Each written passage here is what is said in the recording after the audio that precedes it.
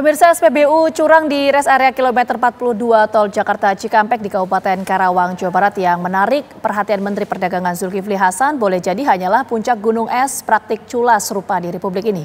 Ya, modus yang kerap dilakukan yakni dengan mengutak-ngatik dispenser dan juga menggunakan alat tertentu untuk mendongkrak keuntungan namun merugikan konsumen. Untuk membahasnya, kita telah terhubung bersama dengan Ketua Harian Yayasan Lembaga Konsumen Indonesia YLKI, ada Bu Indah Sukmaningsih. Selamat sore, Assalamualaikum Bu Indah.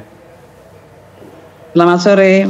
Ya, Bu Indah, ini kan modusnya disebutkan tadi menggunakan alat seperti jumper, lalu kemudian ini sepertinya sudah berulang kali dilakukan begitu. Apakah ini salah satu modus yang sering dilaporkan ke YLKI atau memang ada modus-modus lain, Bu? Ya, kalau khusus untuk ini nggak begitu. Kalau yang paling top itu sebetulnya belanja online dan sebagainya lah. Urusan kalau e-commerce, yang ini tidak. Dan kemudian juga bisa diminta kepada konsumen sebaiknya kemudian memperhatikan. Karena cara-caranya, cara pembayarannya dan segala itu sudah menggunakan segala sesuatu yang begitu cepat dan gampang. Seringkali konsumen lalai untuk ikut mengukur yang sebenarnya yang diterima. Oke, ini kan kasusnya sudah ketahuan. Di Karawang salah satunya, ada 4 SPBU lain begitu.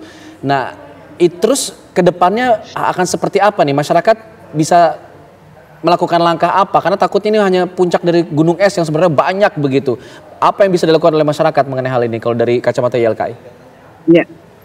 Ya, persis itu yang kemudian menunjukkan bahwa ini ada kelalaian birokrasi dan ketidakpedulian pelaku usaha. Maka yang bisa dilakukan adalah tidak hanya, apalagi ini semua akan terjadi pulang kampung istilahnya dan membutuhkan BBM, maka BBM yang akan dilewati oleh jalur umum yang menuju ke kota-kota besar di Pulau Jawa ini sebaiknya itu dicek, nggak hanya 3 ini. Kalau ini gunung es ya oke lah, paling enggak untuk menunjukkan keseriusan dalam melindungi konsumen, karena consumer interest adalah state interest, negara itu yang harus kemudian memperhatikan kepentingan sekian banyak konsumen itu. Itu yang saya harapkan paling tidak. Ya. Oke, itu kalau misalnya soal kasusnya, tapi kalau soal untuk hak konsumennya seperti apa, Bu? Yang bisa dilakukan konsumennya perspektifnya bagaimana? Ya, itu adalah hak kebutuhan mendasar, PLN, kemudian hal sekarang ini beras dan sebagainya itu adalah menjadi tanggung jawab negara karena itu kebutuhan mendasar di negara ini.